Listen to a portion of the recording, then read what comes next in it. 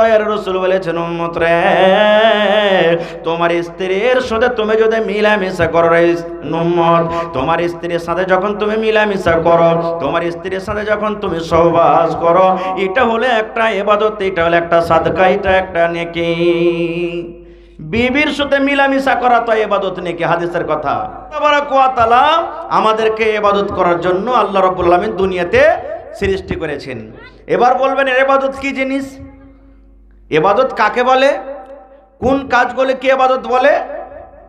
আল্লাহ রাসূলের হাদিস, আল্লাহ রাসূল বলেছেন উম্মত রে, মাথার চাঁদি থেকে নিয়ে পার তাইলা পর্যন্ত প্রত্যেক নর নারীদের 360টা জোড় আছে। কয়টা জোড়?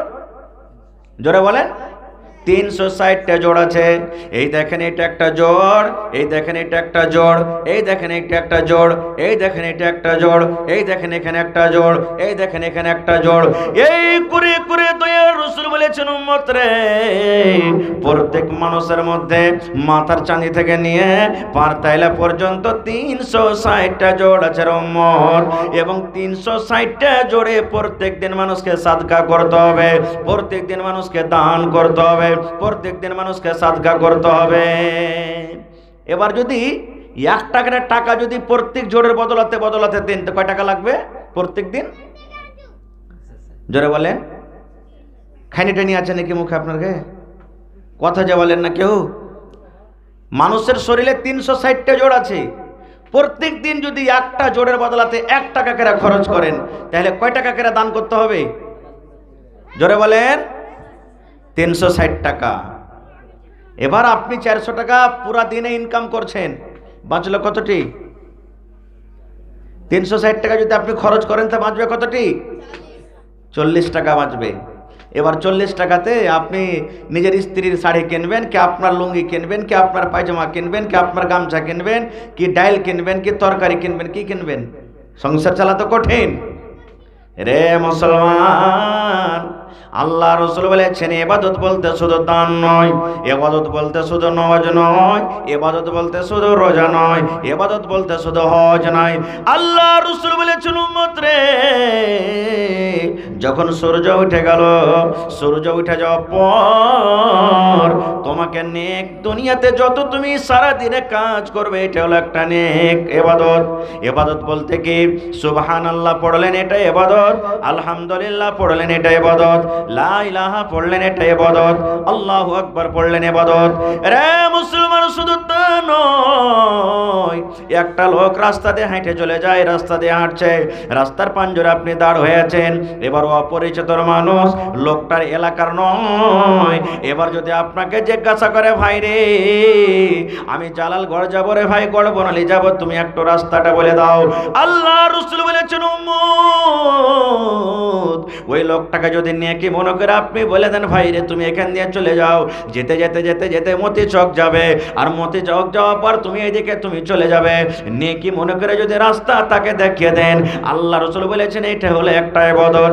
ইবাদত বলতে শুধু তা নয়, আপনি চলে গেলেন বাজারে, বাজারে হাটঘাট করলেন, হাটঘাট করার পর বাচ্চার জন্য 5 টাকার আপনি পাঁপড় নিয়ে নিলেন, আপনি 5 টাকার আপনি আর কিছু নিয়ে নিলেন, বাড়ির ভিতরে ঢুকলেন, এবার আপনার বাড়িতে ছেলে আছে মেয়ে আছে, যদি বাচ্চারা বলে আব্বু আমার জন্য কি এনেছো আব্বু গো, এবার আপনি হাসির মুখে মোহাব্বতের সাথে নাকি মনে করে আপনার বাড়িতে যদি 4টে ছেলে মেয়ে আছে, 5টা আছে, 7টা আছে, শক্তি হিসাবে যদি আপনি 1 টাকার চকলেট দিয়ে দিলেন বাচ্চাকে, বাচ্চারা নেই 1 টাকার যদি তাকে পাঁপড় দিয়ে দিলেন, 1 টাকার তাকে যদি বিস্কুট দিয়ে দিলেন, নেকি মনে করে, আল্লাহ রাসূল বলেছেন এটা একটা ইবাদত, এটা একটা ইবাদত। শুধু তা নয়, ঠান্ডার সময় চলছে মুসলমান, আপনার বাড়িতে স্ত্রী আছে, এবার আপনি জ্যাকেট গায়ে দিয়ে আছেন, আপনার শরীরে চাদর আছে, মাথাতে আপনার জন্য টুপি আছে, বাজারে চলে গেলেন বিবির জন্য একটা আপনি সোয়েটার কিনলেন, আল্লাহ রে আমি যেমন মানুষ আমাকে ঠান্ডা লাগে, আমার বাড়িতে বিবি আছে, ও মানুষকে ঠান্ডা লাগবে, ঠান্ডা থেকে বাঁচার জন্য একটা আপনি সোয়েটার গুলা কিনে বাড়িতে নিয়ে এসে বিবিকে বলছেন বিবি রে এই সোয়েটারটা তুমি নিয়ে এলাও, সোয়েটারটা পরো, নেকি মনে করে যদি বিবিকে আপনি দেন, আল্লাহ রাসূল বলেছেন এটা হলো একটা ইবাদত। শুধু তা নয়, বাড়িতে আপনি বসে আছেন, কোনো কাম নাই কাজ নাই, বাড়িতে বসে আছেন। বাড়িতে যদি বিবির সাথে একটু যদি হাসি মুখে কথা বলেন, একটু ভাই বাড়িতে আছে ভাইয়ের সঙ্গে হাসি মুখে কথা বলেন, মা বাড়িতে আছে মায়ের সাথে যদি হাসি মুখে কথা বলেন, আল্লাহ রাসূল বলেছেন উম্মত এটা হলো একটা ইবাদত, এটা হলো একটা নেকি।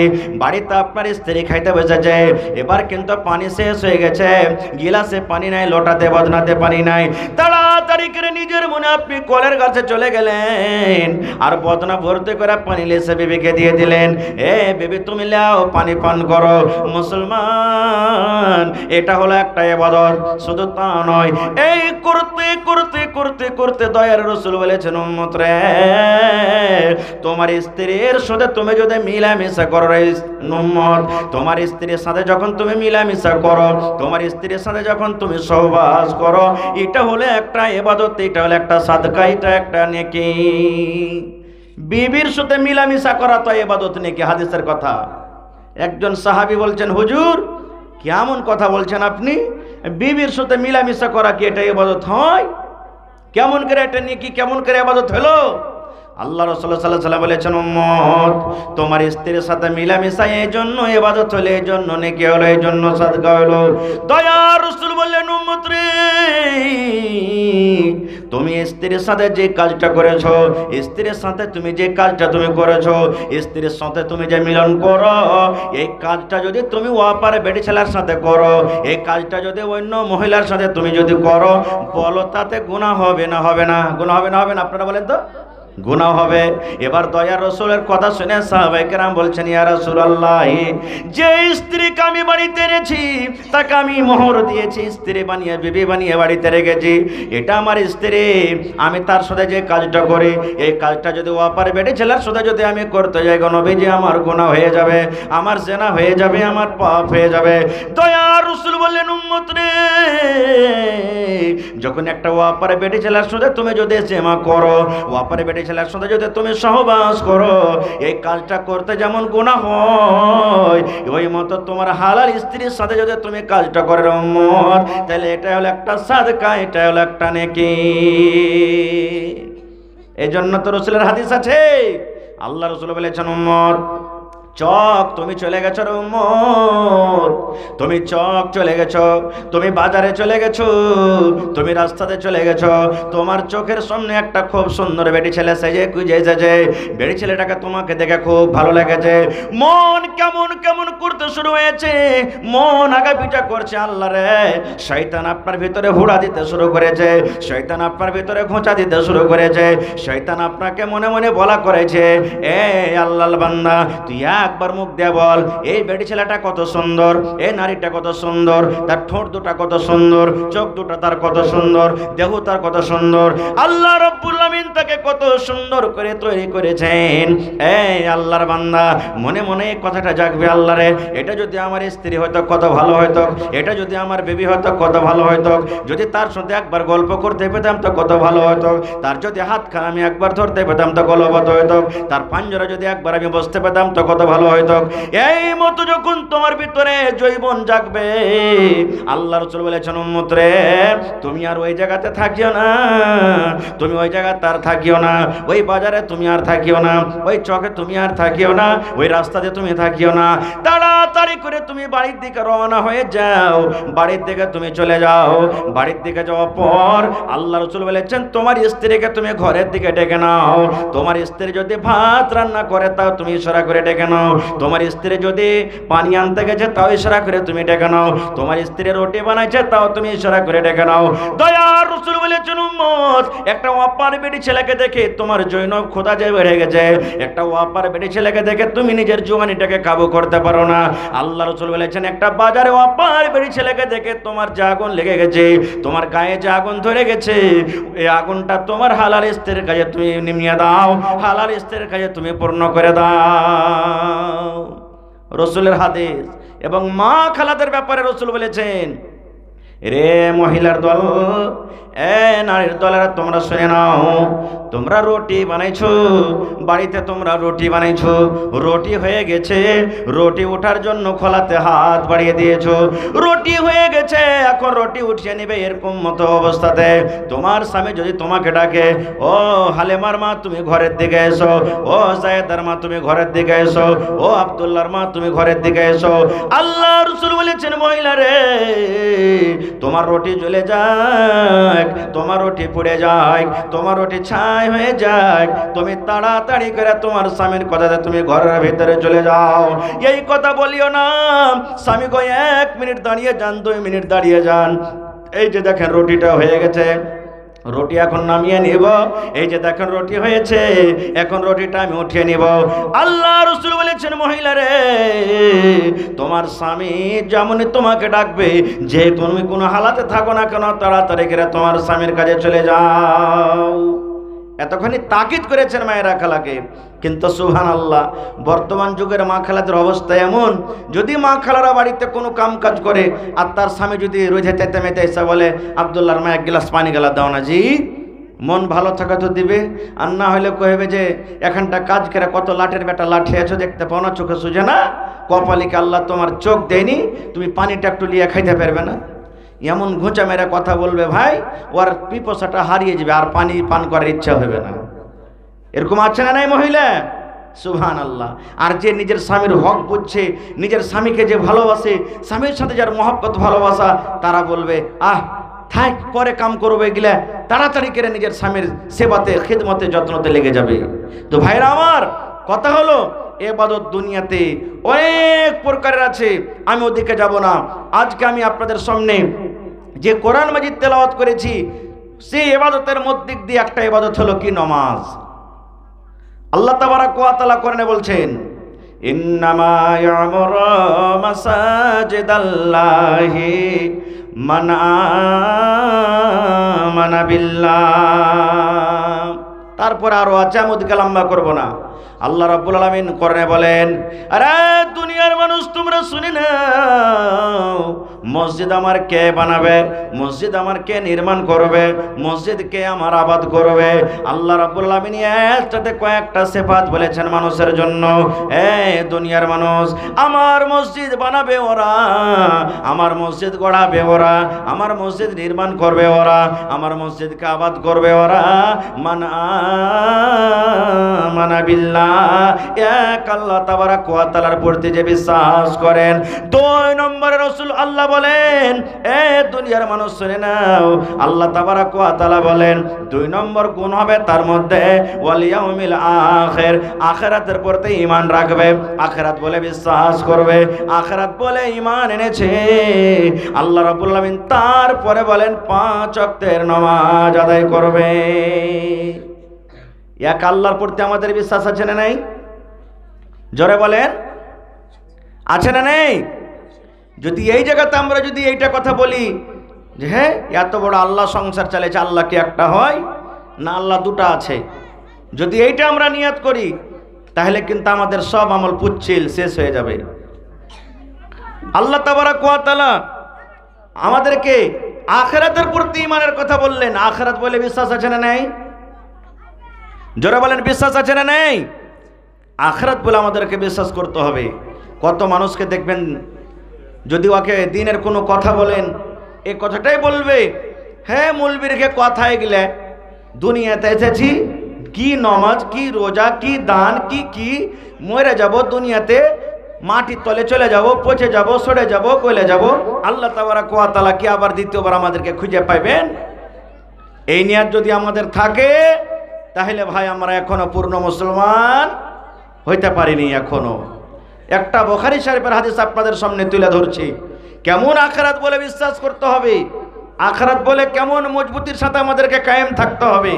একটা বুখারী শরীফের হাদিস, আল্লাহ রাসূল বলেছেন, এক জামানাতে, এক টাইমে একটা বাপ নিজের 4টা 5টা 7টা বেটা ছিল। এবার বেটারাকে জড়ো করে বাপ ওসিয়াত করছেন, যেমন আমরা যখন মরব, মরার টাইমে বেটা বেটি যত আছে সমস্ত বেটা বেটিরাকে জড়ো করে আমরা কিছু ওসিয়াত করি না? বলেন ভাই, ওসিয়াত করি না? এদিকে ধ্যান দিবেন ভাই, গল্প করিয়েন না, এদিকে ধ্যান দেন। যখন আমরা মরব, মরার টাইমে আমরা নিজের ছেলে মেয়েদেরকে ওসিয়ত করি কি করি না? করি। এরকমই একটা বাপ মরছেন, হাদিসের কথা, নিজের বেটারাকে ওসিয়ত করছেন কি, বেটারে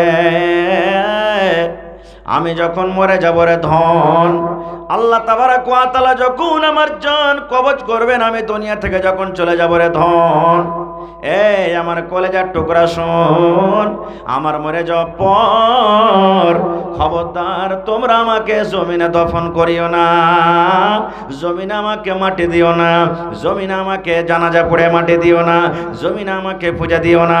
রে আদরের সন্তান, খবরদার রে বেটা, একটা কথা আমার তোরা মনে রাখ, আল্লাহ নবীর এটা হাদিস, নবী বলেছেন বাপ নিজের বেটারাকে ওসিয়ত করছেন, বেটারে আমি মরে যাব, জমিন জায়গা আমার যত আছে সব তোরা বন্টন করে নিবি, কিন্তু বেটারে আমার মরে যাওয়ার পর একটা কাজ তোরা করবি রে ধন, আমার লাশটাকে খবরদার তোরা জমিনে দফন করিস না।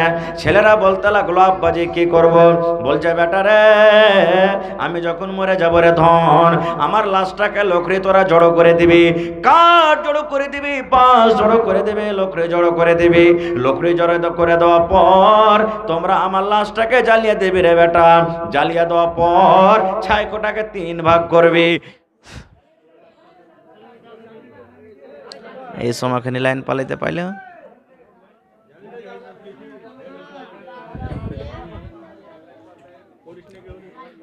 মোবাইল গালা চালান কেউ একটা।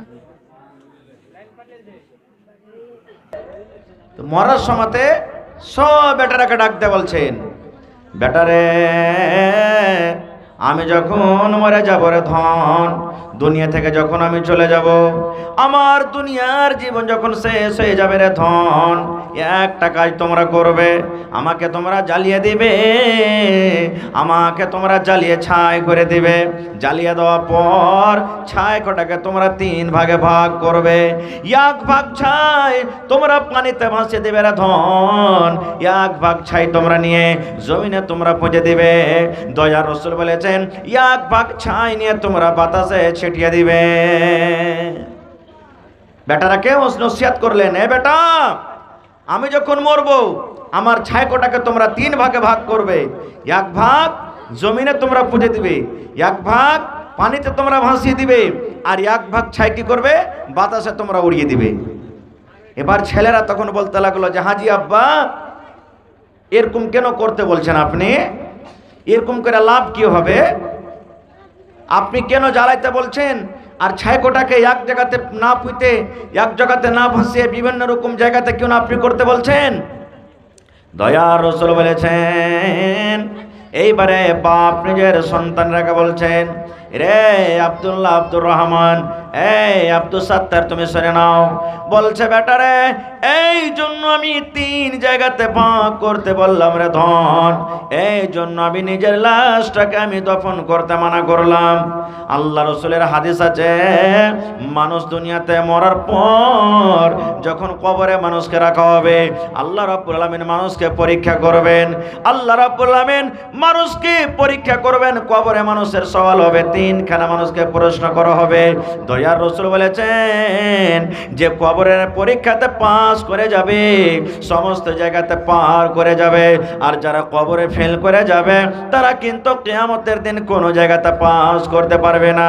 তাই ধন রে আমার জীবনে নেকি কম, আমি জীবনে বেশি নেকি করতে পারিনি, আমার জীবনে গুনাহটা শুধু বেশি আছে, গুনার কাজে আমি বেশি জীবনটাকে কাটিয়েছি, জীবনে আমি মদ পান করেছি, জীবনে আমি জেনা করেছি, জীবনে হয়তো কত বড় বড় অন্যায় ব্যভিচার আমার দ্বারা তো হয়েছে।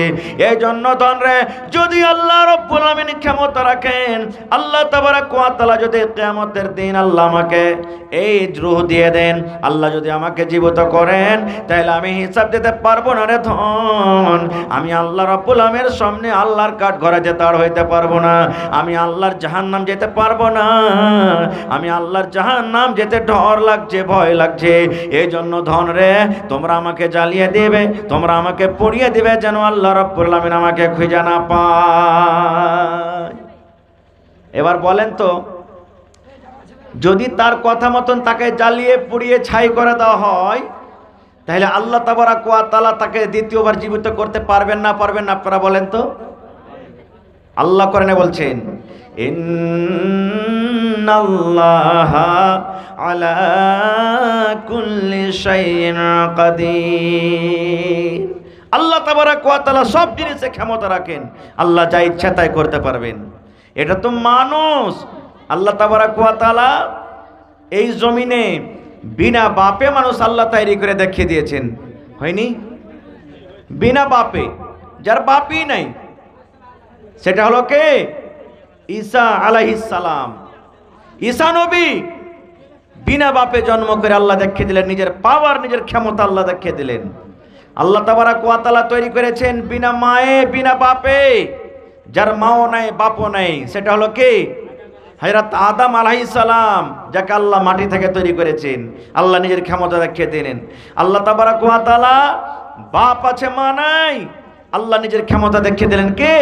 সেটা হলো হাওয়া আলাইহিস সালাম, যেটা আদম আলাইহিস সালামের রিড়ের হাড্ডি থেকে তৈরি করেছেন।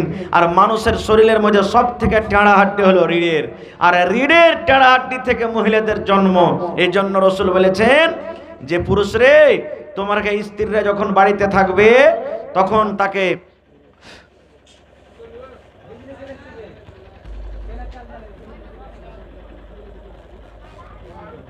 এত লাইন কাটাতে কান করে হবে নেই। সেটা হলো হযরত আদম আলাইহিস সালাম। এক প্রকারের মানুষ বাপ আছে মা নাই, সেটা হলো হাওয়া আলাইহিস সালাম। এক প্রকারের মানুষ মা আছে বাপ নাই, সেটা হলো ঈসা আলাইহিস সালাম। এক প্রকারের মানুষ যেমন আমরা, আমাদের মাও আছেন বাপও আছেন। তা আল্লাহ তাবারাক ওয়া তাআলা দ্বিতীয়বার সেই লোকটাকে জীবিত করতে পারবেন না বলেন তো আপনারা? পারবেন, বিশ্বাস আছে তো? হা। এবার তার কথা মতো নবী বলেছেন, লোকটা যখন মরে গেল তার লাশটাকে জ্বালিয়ে দেওয়া হলো, লাশটাকে পুড়িয়ে দেওয়া হলো। লাশটাকে জ্বালিয়ে দেওয়ার পর দয়ার রাসূল বলেছেন ছাইগুলোকে 3 ভাগে ভাগ করা হলো। একটা তার ছেলে ছাই নিয়ে হাঁটতে অনেক দূরে যে বাতাসে ছিটিয়ে দিল। একটা বেটা ছাইগুলোকে নিয়ে সমুদ্রে ভাসিয়ে দিল। একটা বেটা ছাইকে নিয়ে জমিনে পচে দিল। এবারে কাজ করার পর তারা বাড়ির দিকে রওনা হয়েছে। এখনো কিন্তু তারা বাড়িতে পৌঁছতে পারেনি। আল্লাহ রাব্বুল আলামিন বাতাসকে বলছে, বাতাস রে, বাতাস আমি আল্লাহ বলে শোন। আল্লাহ রাব্বুল আলামিন জমিনকে ডাকতে বলছেন, মাটি রে শোন। আল্লাহ রাব্বুল আলামিন পানিকে ডাকতে বলছে, পানি রে, পানি, মাটি, বাতাস, আমি আল্লাহ রাব্বুল আলামিন তোকে অর্ডার করি। ওই ছেলেরা তার বাবার কথা মতো পানি তোর বুকে ছাইকে বইয়া দিয়েছে, মাটি তোর বুকে তাকে দফন করে দিয়েছে। এই বাতাস তোর বাতাসের কারণে ছিটিয়ে দিয়েছে। বাতাস রে, আমি আল্লাহ রাব্বুল আলামিন আদেশ করি, মাটি আমি আল্লাহ আদেশ করি, এই পানি আমি আল্লাহ আদেশ করি, তোরা সকলে ওই লোকটার ছাইগুলাকে আমার সামনে হাজির করে দাও। এবার আল্লাহ রাব্বুল আলামিন আদেশ মতো ছাই হাজির হয়ে গেল। এবার ছাই কোটা যখন জমা হয়ে গেল, দয়ার রাসূল বলেছেন উম্মত রে, এবার আল্লাহ ছাইকে বলছেন, কোন ছাই মানুষে যা, কোন এরে ছাই মানুষে যা। যেমনই কথা বলা হলো সুবহানাল্লাহ, দয়ার রাসূল বলেছেন আল্লাহ যেমনই কোন শব্দ বললেন, সঙ্গে সঙ্গে সেই লোকটা আবার মানুষ হয়ে গেল। এবার যখন মানুষ হয়ে গেল, দয়ার রাসূল বলেছেন আল্লাহ রাব্বুল আলামিন লোকটাকে জিজ্ঞাসা করছেন, বান্দারে বল রে বান্দা বল, এরকম কাজ কেন তোর ছেলেরাকে করতে বলেছিলি, কেন দফন করতে বলিসনি, কেন এই আল্লাহ আমার বান্দা কেন তোর ছেলেরাকে আগুনে জ্বালাতে বলেছিলি?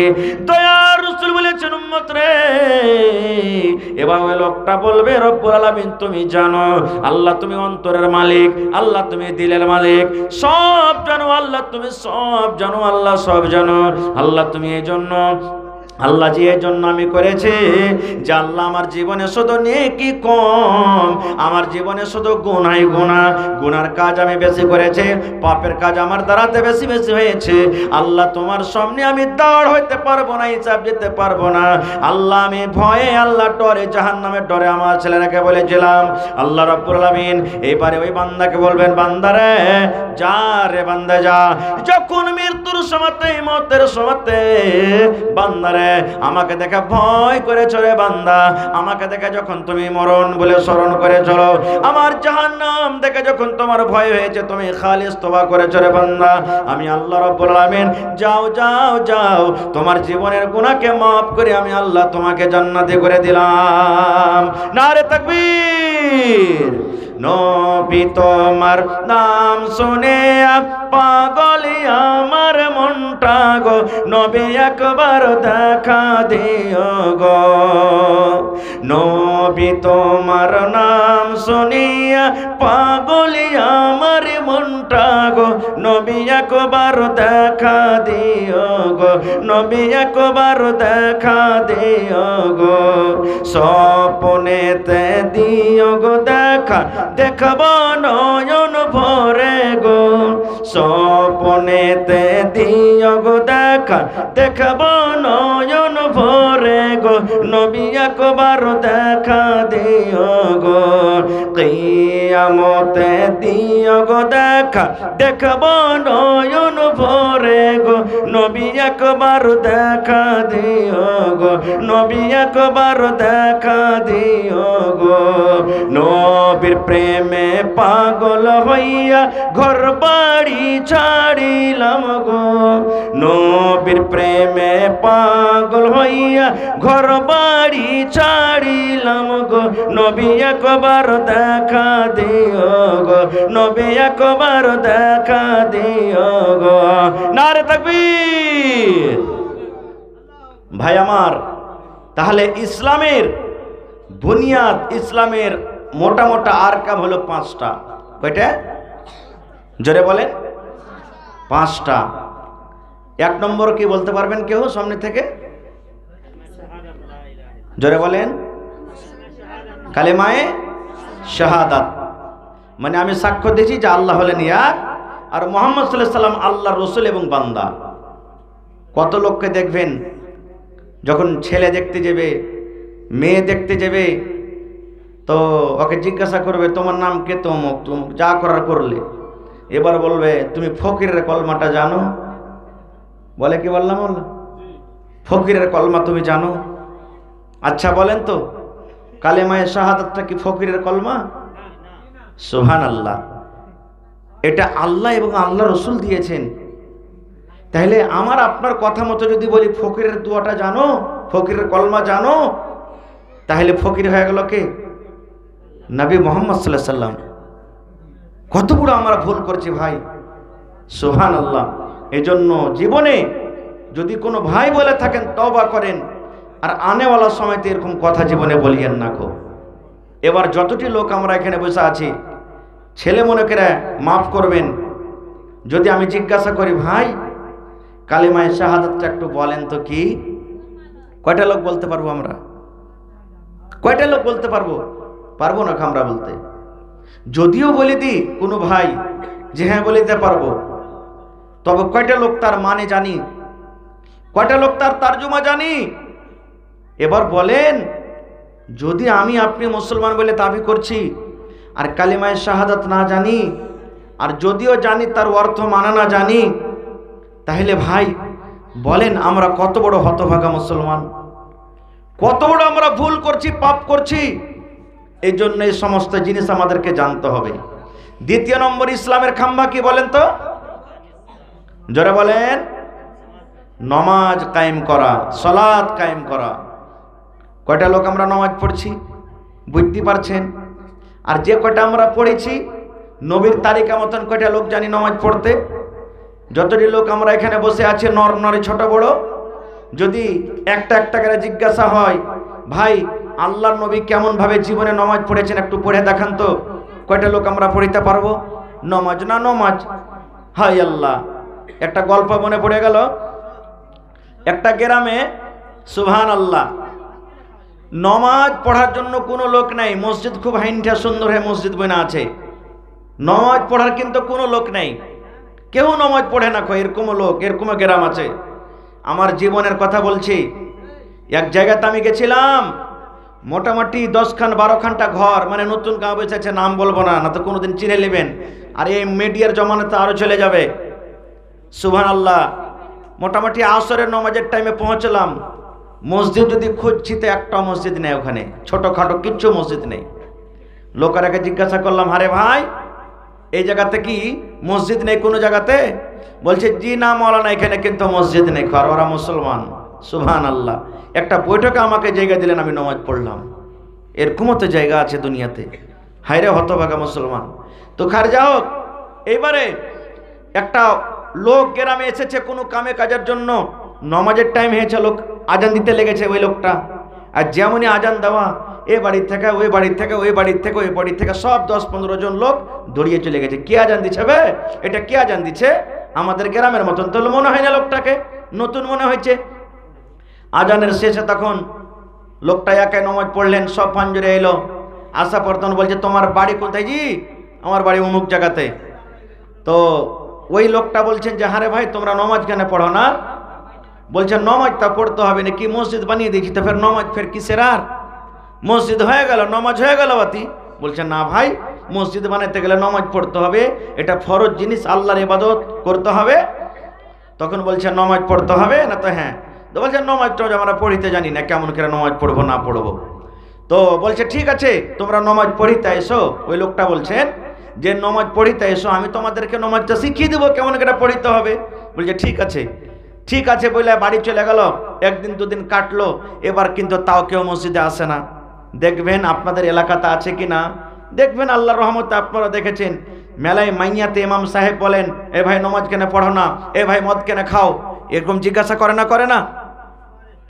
এবার দেখবেন মা মারা গেছে, বাপ মারা গেছে, ভাই বেটা মারা গেছে, কাফন ছুঁয়ে মরন্তি খাটলি ছুঁয়ে কসম খাবে আর বলবে মৌলভী সাহেব এই মরন্তি খাট ছুঁয়ে কসম খাচ্ছে, জীবনে আজ থেকে মদ পান করবো না, জীবনে নমাজ ছাড়বো না।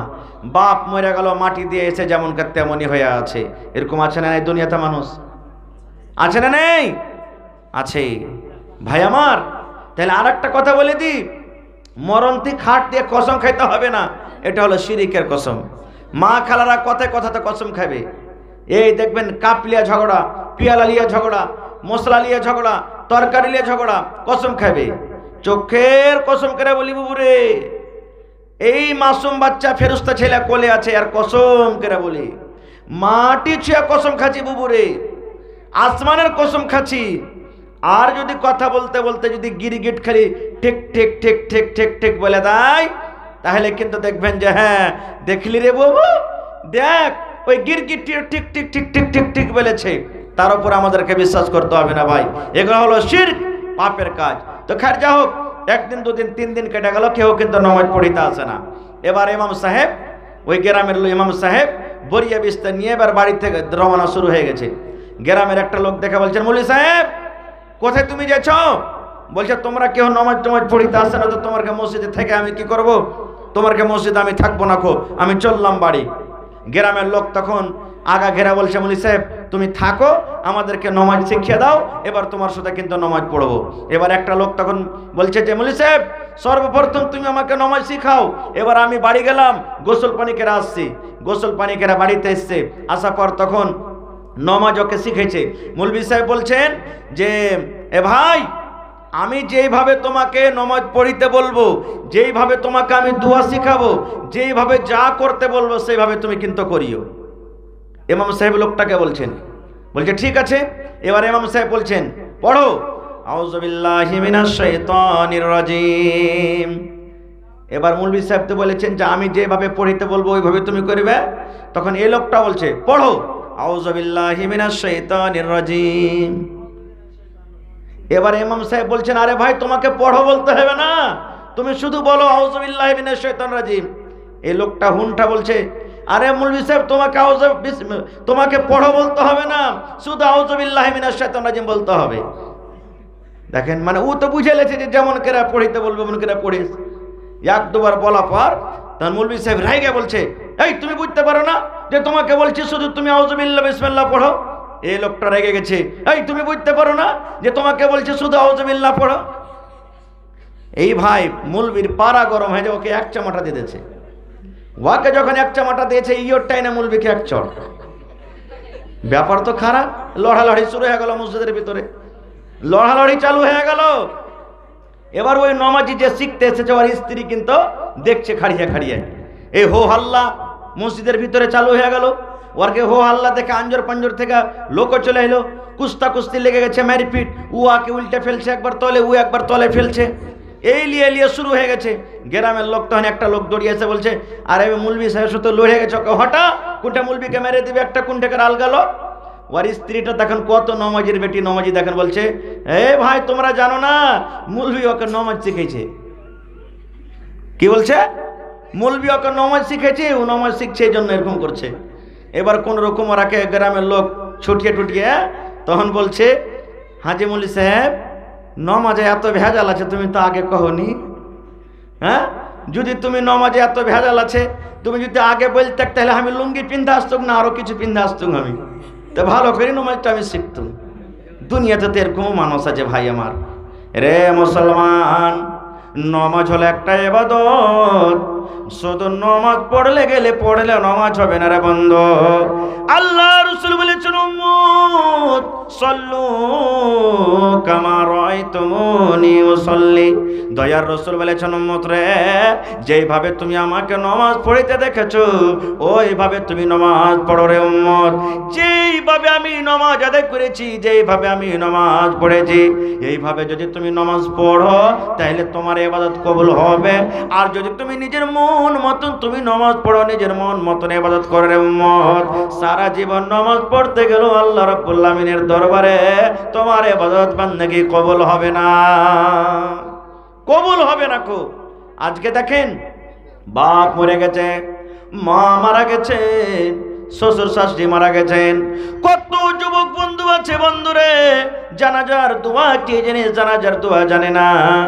বাপ মারা গেছে, গ্রামের মন্ডল মারা গেছে, গ্রামের মৌলানা মারা গেছে, গ্রামের ভিতরে মাইয়াত হয়েছে, জানাজা হয়েছে, ইমাম সাহেবের সাথে আমরা জানাজার নামাজ আমরা পড়ি, কিন্তু জানাজা কিভাবে পড়তে হবে আমরা জানি না। আল্লাহর রাসূল বলেছেন, যে মাইয়াতে যে জানাজাতে 40টা আল্লাহওয়ালা দিনদার নেককার মানুষ শরীক হবে, যারা দিন হিসাবে নবীর তারিখে মতো জানাজার নামাজ পড়বে, ওই যদি আল্লাহওয়ালা মুত্তাকি পরেজগার হয়, আল্লাহ রাসূল বলেছেন, উম্মত রে আল্লাহ তাবারক ওয়া তাআলা সেই 40টা মানুষের কারণে আল্লাহ রাব্বুল আলামিন ওই মাইয়াতের মাগফিরাত করে দেবেন, তার জীবনের গুনাহকে আল্লাহ মাফ করে দেবেন। এই কেন চিল্লাইছো তো? এই তো কয়টা লোক আমরা জানাজার নামাজ পড়িতে জানি ভাই মুসলমান? আল্লাহ রাসূল বলেছেন, নামাজের ভিতরে 3টা কাজ তুমি করিও না। কয়টা কাজ? 3খানা কাজ করিও না রে উম্মত। 3খানা যদি তুমি কাজ করো তাহলে তোমার নামাজ নষ্ট হয়ে যাবে, বাতিল হয়ে যাবে, শেষ হয়ে যাবে। প্রথম কাজ রাসূল বলেছেন, উম্মত রে যখন তুমি নামাজ পড়বে, নামাজ পড়ার মধ্যখানে তুমি কাকের মতন তুমি করিও না। কাক যেমন কাকের যেটা অভ্যাস, কাক যেটা করে, রাসূল বলেছেন তুমি কাকের মতো করিও না। কাক কি করে দেখবেন, বাড়িতে রুটি আছে, বাড়িতে ভাত আছে, বাড়িতে পানি রাখা আছে, কাককে দেখবেন একবার ঠক মারবে আবার উঠিয়ে নেবে, ঠক মারবে আবার উঠিয়ে নেবে, ঠক মারবে আবার উঠিয়ে নেবে, সেকেন্ডে সেকেন্ডে কাক ঠক মারবে আর উঠাবে, এরকম ভাবে খানা খায়। রাসূল বলেছেন, খবরদার তুমি কাকের মতো করিও না। এটা কথাটা বুঝতে পারলাম না, কেমন কথা? দেখবেন কত লোক নামাজ পড়বে, নিজের চোখে দেখা বলছি ভাই, সুবহানাল্লাহ, আল্লাহ মাফ করুক। নামাজের নিয়ম কানুন কত লোক জানে না। একটা রেকাত হয়ে গেছে, এক রেকাত হয়ে গেছে বা এক রেকাত পেয়েছে, ইমাম সাহেব সালাম ফিরে দিলে ও নামাজটা কি বাদ দিয়ে দিলে গোটটাই, আর দিয়ে তখন আবার দ্বিতীয়বার একামত দিয়ে একলাই নামাজ শুরু করবে। ও এটা জানে না যে 3 রাকাত বা 2 রাকাত বা 1 রাকাত যে ছুটলো ওইটাকে পরে পূর্ণ করে নি। এরকমও লোক আছে দুনিয়াতে, নিজের চোখের দেখা কথা বলছে। কত লোককে দেখবেন তাশাহুদ দিয়ে বসেছে, ও তাশাহুদ দিয়ে বসে গেছে, ইমাম সাহেব সালাম ফিরে দিলেন, ওকে তো সালাম ফিরতে হবে না, ওকে পরেকার নামাজটা পুরা করতে হবে, হবে না? হবে না? কিন্তু ও জানে না, ও মনে করছে যে আমি দুয়া সূরা পড়িতে পেলাম না তো ছেড়ে দিই, এবার আলাদা করে নামাজ পড়বে। কাকের ঠোক মারার উদ্দেশ্য হইল তাড়াহুড়া করে নামাজ পড়তে হবে না। এই পট করে সিজদাতে চলে গেলাম, পট করে আবার রুকুতে চলে গেলাম, এই তাড়াহুড়া করে রাসূল বলেছেন তুমি নামাজ পড়িও না। 2 নম্বরে রাসূল বলেছেন, এরে আমার উম্মতের দল, এই আমার উম্মত শুনে নাও। দয়ার রাসূল বলেছেন, এই আমার উম্মত তুমি শুনে নাও, যখন তুমি নামাজ পড়বে, যখন তুমি নামাজে দাঁড় হবে, তখন কুকুরের মতন তুমি নামাজটা পড়িও না। কেমন কথা? কুকুরের মতন নামাজ পড়িও না মানে? কুকুরের মতন হাত বিছায় না মানে? দেখবেন কত লোক নামাজ পড়বে, নামাজ পড়ার টাইমে, নামাজ পড়ার সময়তে যখন সিজদাতে যাবে, 1 নম্বর কথা এই বগলে হাত লাগিয়ে রাখবে আর এরকম ভাবে ছাটিয়ে দেবে, 1 নম্বর কথা। 2 নম্বর রাসূল বলেছেন কুকুরের মতন তুমি নিজের হাত পাকে বিছায়ও না। কত লোককে দেখবে নামাজ পড়বে, যখন রুকুতে থেকে সিজদাতে যাবে প্রথমে হাঁটুতে হাত দিবে আর তারপরে তখন ও জমিনে হাত দিয়ে তখন সিজদা করবে। কত লোককে দেখবেন এরকম ভাবে। রাসূল বলেছেন না, তুমি যখন সিজদাতে যাবে তুমি এই পায়ে তুমি হাত দিও না, ডাইরেক্ট তুমি জমিনে হাত দাও, আর জমিনে হাত দেওয়ার পরে তুমি কি করো? সাজদা করো। ইখতিলাফি মাসলা এখানে মেলে এরকম কথা বলছে উলামায়ে কেরাম, কিন্তু সহি মাসলা হলো যে আপনি যখন সিজদাতে যাবেন, সিজদাতে যাওয়ার টাইমে প্রথমে আপনাকে মাটিতে 2 হাত পড়া দিতে হবে, তারপর আপনাকে সিজদা করতে হবে। তারপর রাসূল বলেছেন শিয়ালের মতন নামাজে করিও না। কার মতন? জোরে বলেন। শিয়ালের মতন। বলেন শিয়ালের মতন কেমন কথা? এই যে দেখবেন কত লোক নামাজ পড়ছেন, মানে চোখটা খালি এমন করবে শিয়ালের মতন, তাকাইবে একবার এদিকে, তাকাইবে একবার এদিকে, তাকাইবে একবার এদিকে, তাকাইবে একবার এদিকে, তাকাইবে, এই ছাকা বাঁকা করে চারিদিকে দেখবে। রাসূল বলেছেন তুমি এরকম করিও না। আল্লাহ নবীর জামানাতে সহিহ হাদিস, লম্বা হাদিস, আমি ওদিকে যাব না, শর্টে কথাটা বলছি। নবীজি একদিন মসজিদের এক কোণাতে বসে আছেন, আর আরবি দেহাতের মানুষকে বলা হয়, যেমন আমরা দেহাতে বসবাস করি, এই দেহাতের মানুষকে আরবি বলা হয়। একটা সাহাবী এসে মসজিদে নামাজ পড়লেন, নবী সাহেব কিন্তু দেখছেন লোকটা কেমন ভাবে নামাজ পড়ছেন। নামাজ পড়ার পর এবার রাসূলকে যা বলছেন, আসসালামু আলাইকুম ইয়া রাসূলুল্লাহ। আল্লাহ রাসূল বলছেন ওয়া আলাইকুম আসসালাম। এবার রাসূল সালামের জবাব দেওয়ার পর কি বলছেন জানেন? রে আমার সাহাবী, ইরজি ফাসাল্লে ফাইন্না কালাম তো সল্লে। রে আমার সাহাবী, তুমি নামাজ পড়ো, কারণ তুমি নামাজ পড়োনি। রাসূল কে বলছেন দেখবেন হাদিসের পরে গৌর করেন। রাসূল বলছেন ইরজি ফাসাল্লে ফাইন্না কালাম তো সল্লে। ওরে আমার সাহাবী, তুমি নামাজ পড়ো, তুমি নামাজ পড়োনি, তুমি নামাজ পড়ো। এবার সেই সাহাবী আবার মসজিদে 2 বার নামাজ পড়লেন, দ্বিতীয়বার যেমন করে পারলেন নামাজ পড়লেন। নামাজ পড়ার পর সেই সাহাবী আবার যে নবীকে বলছেন আসসালামু আলাইকুম ইয়া রাসূলুল্লাহ। নবীজি আবার সালামের জবাব দিলেন। সালামের জবাব দেওয়ার পর এইবার রাসূল তাকে বলছেন সাহাবী রে, যাও তুমি আবার নামাজ পড়ো, কারণ তুমি নামাজ পড়োনি রে সাহাবী, নামাজ পড়োনি। আবার সেই সাহাবী নামাজ পড়লেন। দ্বিতীয়বার নামাজ পড়ার পর দয়ার রাসূলকে যে বলছেন আসসালামু আলাইকুম ওয়া রাহমাতুল্লাহ। এবার দয়ার রাসূল বললেন ওয়া আলাইকুম আসসালাম ওয়া রাহমাতুল্লাহ, ইরজি ফাসাল্লে ফাইন্না কালাম তুসাল্লে। এই আমার সাহাবীর দল, এই আমার সাহাবী শুনে নাও, তুমি যাও নামাজ পড়ো, তুমি নামাজ পড়োনি। কয়বার হলো? জোরে বলেন কয়বার হলো? 3 বার কিংবা 4 বার হাদিস আছে। বারবার যাইছেন আর রাসূল বলছেন তুমি নামাজ পড়ো, তুমি নামাজ পড়োনি। এবার 3 বার কিংবা 4 বার যখন হয়ে গেছে, তখন সেই সাহাবী বলছেন আল্লিমনি ইয়া রাসূলুল্লাহ, আল্লাহর নবী গো, আমি আপনার সাহাবী, আমি যেভাবে নামাজ পড়লাম গো নবীজি, ইয়ার থেকে আর ভালো করে নামাজ পড়তে পারবো না, ইয়ার থেকে আর ভালো করে নামাজ পড়তে জানি না, ইয়ার থেকে ভালো করে আমার কাছে নামাজ আর পড়া হবে না। নবী গো, দয়া করে আপনি আমাকে নামাজ শিখিয়ে দেন, কেমন করে নামাজ পড়তে হবে দয়া করে আপনি আমাকে শিখিয়ে দেন। এই যুগের যদি আমরা মুসলমান হইতাম আর কোনো নমাজি ভাই যদি বলে ভাই তোমার নামাজ পড়া হলো না, জি তুমি নামাজটা ঠিকঠাক করে পড়ো, হয়তো ওর সাথে ঝগড়া করবে, আর না তো তার পরের দিন থেকে মসজিদে আসবে না। খুব কত বড় নামাজি হয়ে গেছে, শিখাইতে আসছে আমাকেও, তুই কদিন থেকে নামাজ পড়ছিস, এরকম ভাবে লড়াই লেগে যাবে। এ কথা বলবে না, ভাই রে কে জানি ভাই ভুল হয়েছে কি সহি আছে ভাই জানি না, আমরা মূর্খ মানুষ, তো ভাই শিখে দে তো ভাই কেমন করে পড়তে হবে, এ কথা বলবে না খো ভাই আমার। তাহলে বুঝা গেল হাদিস থেকে, সুবহানাল্লাহ, সারা জীবন নামাজ পড়ছেন, নবীর তারিকা মতো যদি আমার আপনার নামাজ না হয়, রসুল বলছেন তুমি নামাজ পড়োনি। নবী ওই সাহাবীকে বললেন না যে তোমার নামাজ পড়া হয়নি তুমি নামাজ পড়ো, রসুল বলছেন তুমি নামাজই পড়োনি, নামাজ পড়া হয়নি বললেন না, তুমি নামাজই পড়োনি তুমি। ভাই আমার, তাহলে নামাজ কত বড় আহমিয়তের জিনিস। আল্লাহ তাবারক ওয়া তাআলা যখন নবীকে নামাজ ফরজ করলেন, নবীজি নামাজ নিয়ে এলেন, সময় পেলাম ওদিকে যাব পরে ইনশাআল্লাহ মিরাজের দিকে। দুনিয়াতে নামাজ এলেন, দুনিয়াতে রসুলকে নামাজ দিয়ে পড়ালেন, জিবরিল আমিন ফেরেশতা নবীর কাছে এলেন, আসার পর ফজরের আজান হয়ে গেল, মুয়াজ্জিন সাহেব ফজরের আজান দিলেন, ফজরের নামাজের জন্য সাহাবায়ে কেরাম মসজিদে জড়ো হয়ে গেলেন। এবার জিবরিল ফেরেশতা নবীর কাছে এলেন, আসার পর যেটা আউয়াল ওয়াক্ত, আউয়াল টাইম, যখনই ফজরের নামাজ ঢুকলেন ওই টাইমটাকে আউয়াল টাইম বলা হয়েছে। আল্লাহ রাসূল বলেছেন সাহাবীরে, জিবরিল ফেরেশতা মানুষের রূপে এলেন, মানুষের রূপে আসার পর আল্লাহর ফেরেশতা জিবরিল আমিন একদিনে 5 ওয়াক্ত নামাজ পড়িয়ে দিলেন। ফজরের নামাজ আউয়াল ওয়াক্তে, জোহরের নামাজ আউয়াল ওয়াক্তে, আসরের নামাজ আউয়াল ওয়াক্তে, মাগরিবের নামাজ আউয়াল ওয়াক্তে, এশারের নামাজ আউয়াল ওয়াক্তে, 5 ওয়াক্ত নামাজ পড়িয়ে জিবরিল আমিন চলে গেলেন। আবার দ্বিতীয় দিন নবীজির কাছে জিবরিল ফেরেশতা এলেন, সূর্য উঠতে যাবে, এই সূর্য উঠে যাবে, এই মতো অবস্থাতে ঝালাফালা হয়ে গেছে। জিবরিল আমিন ফজরের নামাজ পড়লেন, আবার জিবরিল আমিন জোহরের টাইমে এলেন, আসরের টাইম ঢুকবে, এখনো হয়তো 5 মিনিট 10 মিনিট টাইম বাকি আছে, এখনো টাইম শেষ হয়ে যায়নি জোহরের। এবার ওই টাইমখানে জিবরিল আমিন জোহরের নামাজ পড়িয়ে দিলেন।